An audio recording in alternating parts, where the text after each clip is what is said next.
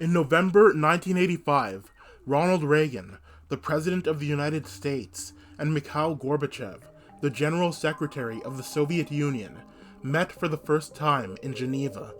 The two leaders discussed the Cold War-era arms race between their countries and sought to thaw tensions. The Politburo of the Union of Soviet Socialist Republics had only elected Gorbachev its General Secretary months earlier, and he was the youngest member upon assuming his position. He brought with him a fresh approach on many issues, not least of which was nuclear diplomacy. Until Gorbachev, the Soviet military prepared for a hypothetical nuclear war by amassing a large arsenal of nuclear weapons. However, the new General Secretary was an adherent of common security. The principle of common security asserts that countries can only find security in cooperation with their competitors, not against them. It was championed by many European politicians, most notably Willy Brandt, the Chancellor of Germany.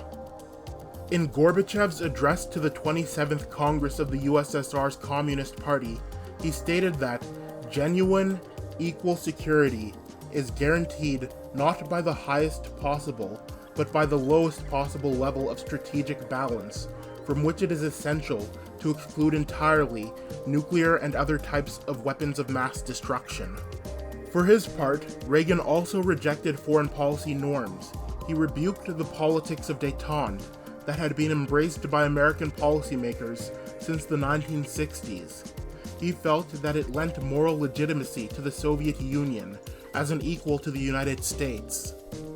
He also rejected the long-entrenched concept of mutually assured destruction. The doctrine of MAD held that in a scenario where two rival states are armed with nuclear weapons, if one side launched a first strike, the other side would retaliate. The resulting nuclear war would leave both sides destroyed.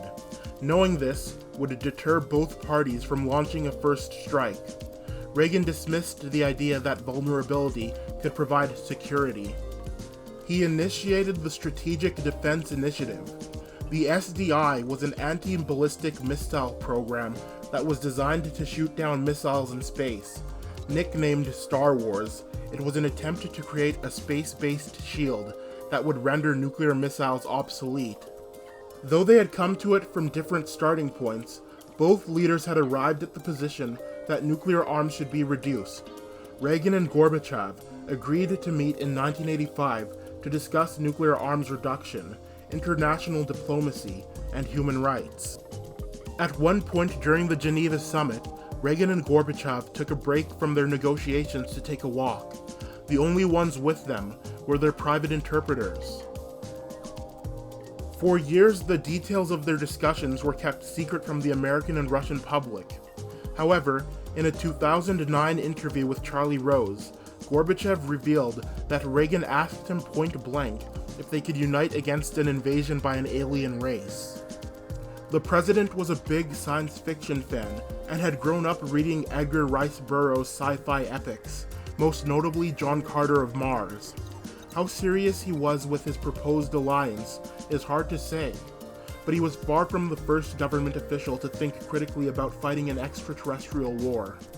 In the 1950s and 1960s, a group of US Army engineers were tasked with thinking up theoretical weapons that could defend non-existent lunar bases.